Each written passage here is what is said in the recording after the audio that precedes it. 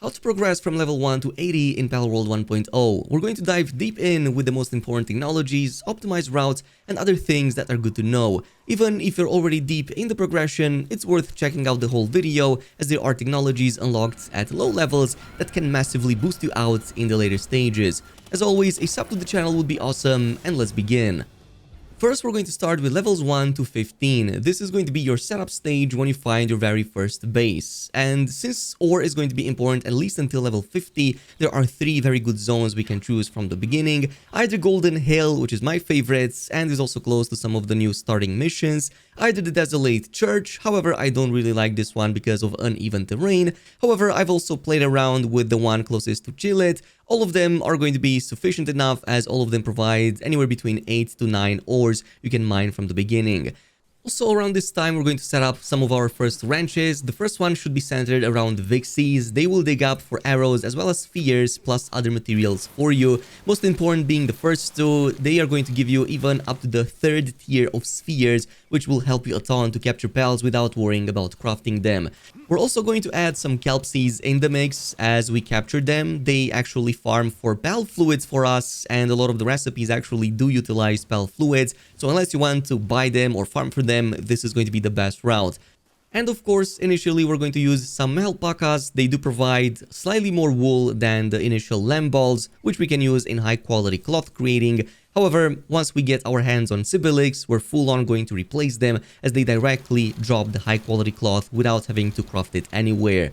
Also, in the first 15 levels, I highly recommend you capture the level 12 merchant at the small village, so we can bring him back at the base. As you can see, he sells a lot of horns, pal organs, ladders, and seeds, which are typically not that easy to get on your own, or there aren't easy setups just yet.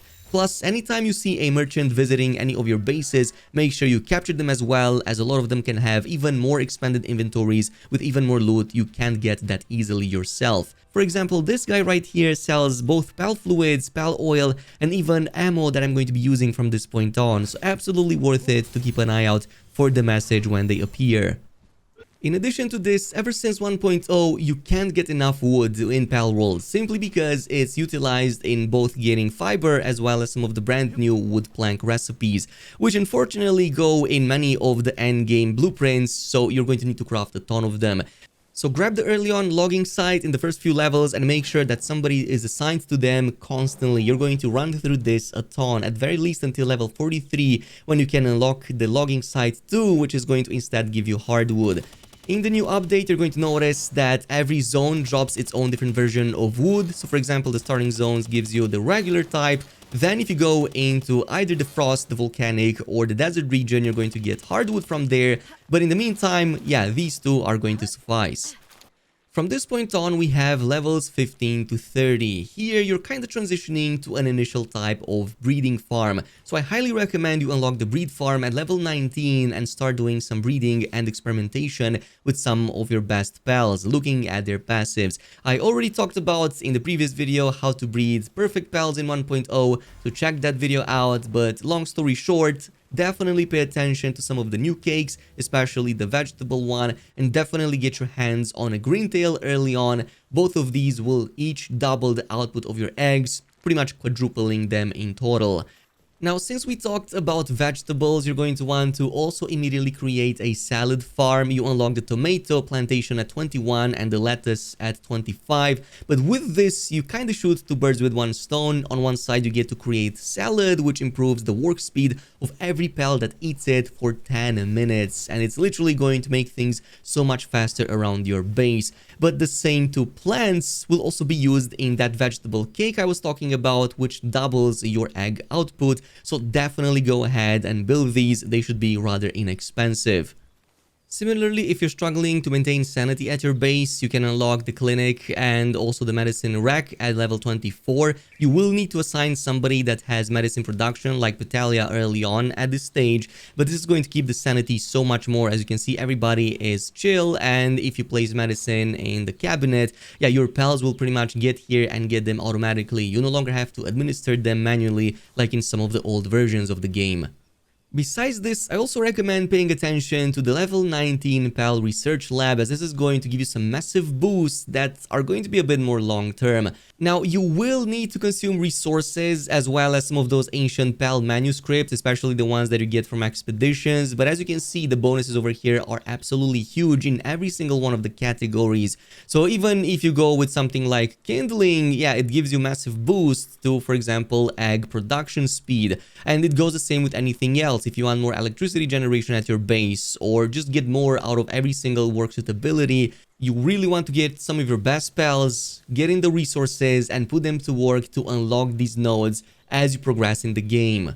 Also, at level 20, I recommend unlocking the dimensional storage. This is going to give you 300 pages of pals you can place in compared to only the 30 and a bit that your pal box has, especially if you're not in the mood of just shifting through a lot of pals right now. Throw them over here and think about what you're going to do with them at a later date. Speaking of which, you will also want to unlock the expedition station. Yeah, you can pretty much place one per base, so as you progress in the game, you can have up to like 3 bases, each running their own expeditions. This is going to require having some very strong pals, so in the meantime, you're not going to use it quite that much. But in the end game, especially the World Tree Subterranean City Ruins, they will give you very useful resources, so we're going to talk about that a little bit later in the video. And finally, once you hit level 24, you can now unlock the mining site, so now your reason to even stay in the first ore mining bases is gone. You can definitely start thinking about moving into a different type of location, which kind of brings us to point number 3. And that's progressing from level 30 to 45. This is the time you set up your first electricity base, possibly even create your second base by this stage, and you're probably also going to run a coal, quartz, and a sulphur production line. Now, unfortunately, this will feel a little bit disjointed because technically we can't find all the 3 resources in one single zone, but let me show you some of the best for both coal, sulphur, and quartz and sulphur.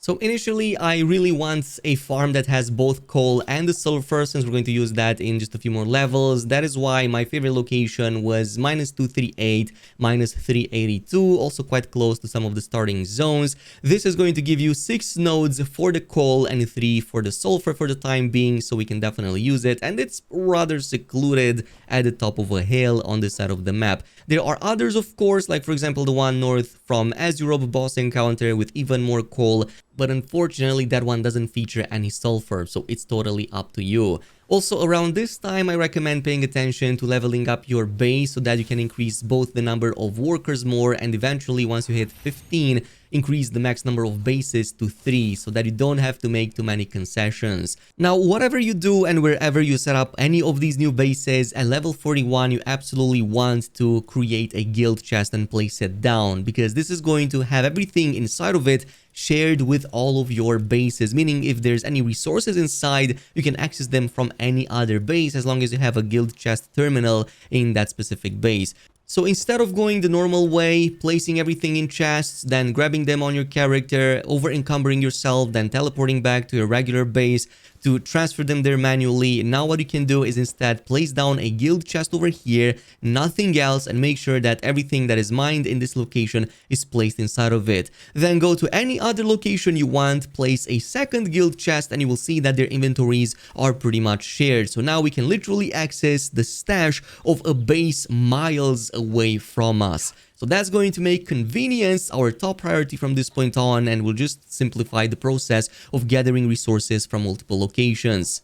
Besides this, on our way towards level 50, we get new technology upgrades that will massively improve our output. So level 37, definitely get the coal quarry, as this completely removes the need for you to even find a spot with coal ores. Then at level 39, definitely get the ore mining site level 2. This is going to have a bigger input than the regular level 1, although it will occupy a lot more space, so just keep that in mind. Then at level 43, definitely go for the second level of the logging site. This is now going to give you access to the hardwood that you likely need by this stage. And finally 46, sulfur quarry, which completely removes the need for us to even get anything else besides the last resource, which is going to be quartz. So with the quartz, we kind of have two ways of doing this. Either we can skip the coal and go directly to the quartz and the sulfur, case in which this is going to be the best location on the map early on. You can see we have 6 quartz crystals and 9 sulfur, and there's even like an ore over there we can farm. Pretty big area, a little bit harder to defend, but definitely useful early stages as you don't have to travel too far. If instead you want to just go for the pure quartz and get even more nodes, up to like 10, or if you want a change of scenery and go to the ice region, you can go to Mount Astral on minus 212, 245, pretty much at the top of a rock, so it's going to be impenetrable. And there's also like 9 or 10 of these nodes here that you can mine for quartz. The choice is yours, depends on you. By this stage you have 3 bases, so pick your poison. Since our conveyor belts now need electricity to also run, at level 30 make sure you grab the Grisbolt. He has level 5 in generating electricity, so this will literally last you until the late game, until you will want to start thinking about replacing him with an Orzerk, but even then he's going to do the job just well. Now from this point on, after level 46 and on to 58, this will be kind of like your Uncle Sam sort of phase, during which you're going to want to extract crude oil. Now in the past, this brought us to the Sakurajima Island. There were a few spots here that were really strong. However, in 1.0, the best one is going to be the Sunlit Island, surprisingly very close to the starting zone. This one features 6 oil nodes we can extract, and I will say this is one of the best views in the whole game. So at level 50, you can go ahead and unlock the oil extractor machine and place it on any of these. There's technically also a convenience version of this at 51, which is automated and can be placed anywhere and will still extract oil. However, you have to keep in mind that this version will consume a lot more energy and will likely yield slightly less than the other one. So in this case, you already have a great spot, might as well just use it without any compromises. Regardless, at level 46 we got the electric furnace, so with all of this we can now create plasteel using crude oil and ore. That's why I said in the early stages, leave the ore farming in the background so it continues, because now you're going to be running through it like crazy. You will definitely want to combine this with a large power generator from level 50, as it's going to increase the efficiency of power generation. Yeah, those oil extractors consume a lot of energy and you really need this. And hopefully, if you've done any Pal Labor Research Lab upgrades up until now to electricity, that's going to help you even more with extra bonuses to it. Since level 52 lets you unlock the pure quartz quarry, you don't have to worry about that either. So if you have any bases for pure quartz, you can just dismantle them and pretty much bring them to any other location you want and start farming that way. The most important technology in this phase is going to be the Plasma Multicutter. This is going to be your farming tool from this point on until the end game, and you're going to pretty much use it to mine both minerals as well as wood. So the moment you hit 54, make absolutely sure that you grab it.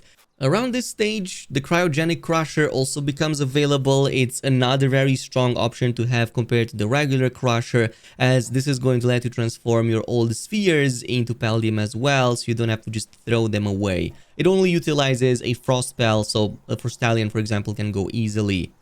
And that virtually puts an end to our mid-game. From this point on, starting level 58 to 65, we are officially entering the late game stages, with its own sets of challenges. In particular, we have the Chromite and also the Coralum ore to worry about now, as they don't really have such an easy farm like some of the previous and even further resources besides these two.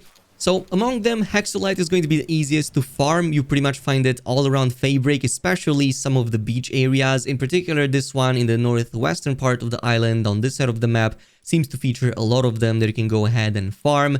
And they are also abundant in a lot of the dungeons, which kind of brings me to the other two farms, the Chromite and the Coralum ore, which are much more important. So in the case of Chromite, we have two ways of doing it. Either we create an automated Sylvagus farm, which is going to give us Chromite when we salvage him, or B, we go with the metal detector route, which in my opinion is the better option, as it gives us thousands with a very easy setup. But I'm going to show you both of them depending on your level of, well, I guess, laziness. Whichever one you pick, start with a level 58 metal detector and go ahead and create it. This is how we're going to discover nodes of Chromite around the Fabric Island. Now we have two possible locations to do this in. You can also go in Sylvagus boss location, so we can both farm him for that automated farm, and also there are 3 nodes that will spawn in his arena, so we kind of shoot 2 birds with 1 stone once again. Or we can make use of any of the caves, including especially the dungeons around Faebreak, which at the very minimum will spawn at least 3 of those same odes, sometimes even 5 or more, and you can find them all over the place. However, we're also going to combine this with a smoky, which increases the yield of the chromite we pick by 100%, and smokies are everywhere in the Faebreak Island. In fact, I even recommend you fully condense one so that it gives you a 200%, which is the maximum yield. And just to show you how crazy this is, I'm going to pull out my metal detector. This is now going to reveal a nearby location, starting to pulse even more. And then when I mine it, I'm getting hundreds of chromite for just one single node. Pretty much thousands running a whole dungeon like that. So it is going to be much faster, even though it is going to be a lot more involved. Quick tip over here to collect even more resources. At this stage, make sure that you get a Raptiro and a Raptiro Crystal at the same time. You don't even have to fully max them out, but both of them combined will give you a 100% reduction to all the ores in your inventory, meaning you can farm for ages without having to worry about getting too, well, fat, I guess. The other method, on the other hand, is running a Sylvagus breeding farm, especially now that you ran in its boss arena anyway. So in this case, you will want to run a breeding farm for the base version and not any alpha, as the drops will change, and then simply sacrifice it at the Pal Dismantler. If you really want to max it out this way, make sure that the parents have lavish hospitality and service-minded to increase the yield they drop by 150%, and also make sure that they at the very minimum have philanthropist as well, so that the breeding speed is increased by 100%. That is something I'm still in the process of. But if you do, you're going to get 9 or up to 9 at the very minimum of that chromite for every single Sylvagus that you get. And you can pretty much get hundreds of them, like I said before, if you combine these with a green tail to double the egg output, and then with a vegetable cake once again to double it even more. So basically getting 4 at a time from one egg. Essentially, you can run this. It's still going to be semi-involved, but it's still going to produce very good results. And we're going to apply the same logic to the Coralum ingots as well. Coralum ore doesn't drop from too many sources that are automated. We either have to get the scraps via the fishing method or by getting them from different pals like Walaska. But what if we just use the breeding farm method on them as well? So my favorite method, and I still think the most efficient, is by just breeding Walaskas that you can find on this side of the map. So if you go to the same location island that you can find Neptulus in, you can grab a couple of them. Again, make sure that you follow the same route as before. Have the green tail to double the eggs, have the vegetable cake to double them even more. Also make sure that you run philanthropist, service-minded, and lavish hospitality on the parents, and that's going to give you some really good yields. Now, I don't have any of them on my current batch, but as you can see, a full run of these gives me like 50 Coralum. So you will need to perfect the farm a little bit more, because your only other option will start at level 78. So there's quite a bit of pushing through you have to do until then. But at the very minimum, in the meantime, also at 62, when you unlock the Coralum, you can at least get the Hexolite out of the way, get the Quartz mine up and running at any of your bases, and let your pals mine them automatically, so that you don't have to worry at the very least about one of these resources. But now that we're done with the late game, the only thing remaining is the true end game, which is kinda also split into 2 parts. We have levels 66 to 73, which are the Soralite ingot phase, and then we have 74 to 80, which is the Paxolite. Soralite is something we can get in the new Sunbreach Islands, and then finally the Paxolite is something we can get from the World Tree map. But since both of them start introducing the ancient technologies, I'm going to consider both of them the true endgame, or the ancient phase, during which we get the maximum possible upgrades.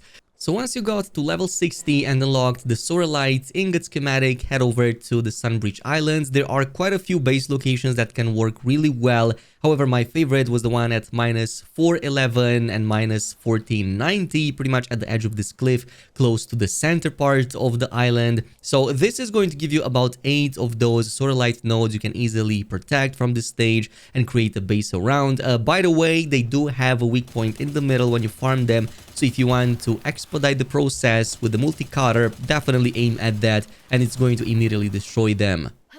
Starting level 66, you're also going to notice that a lot of the technologies require ancient civilization cores, and you can already start getting them way before you even get to Sunreach by running Pal expeditions. You can only run one expedition per base, but if you have multiple bases, you can definitely set them up to the Sunreach Isles, which will give you the civilization cores, but also extra Soralite and Coralum ore in case you're missing some of those. So you can also get some of these pretty much every hour if you have the team for it. Around this time, we will also use a lot of AI cores, for which we need thermal cores. Now, thermal cores, we can just craft them just like before, but we can also farm them from sacrificing jet dragons. Starting level 70, they appear here at the Sunreach Isle. We can definitely farm for them and then put them in a breeding farm, just like in the case of the Alaska. Following the same principles, each one of the regular jet dragons will drop a few thermal cores. Just make sure you don't run with alpha jet dragons, as the loot table completely changes. With level 65, you can also unlock the aquatic construction kit. This is now going to let you build on water surfaces, so simply craft this and then you can place any material on any water surface in case you want to, change the scenery and whatnot, like how I did with my base right now. You also want to keep in mind that the ancient technologies will use 2 work suitabilities at the same time, but will give you massive bonuses, like Ancient Furnace giving you plus 1000 to work speed, which is absolutely worth it. So in that case, you will want somebody that has both at least level 6 in both fire and freezing work suitability. And the same goes for everything else. In the case of the kitchen, you will want both fire and handiwork.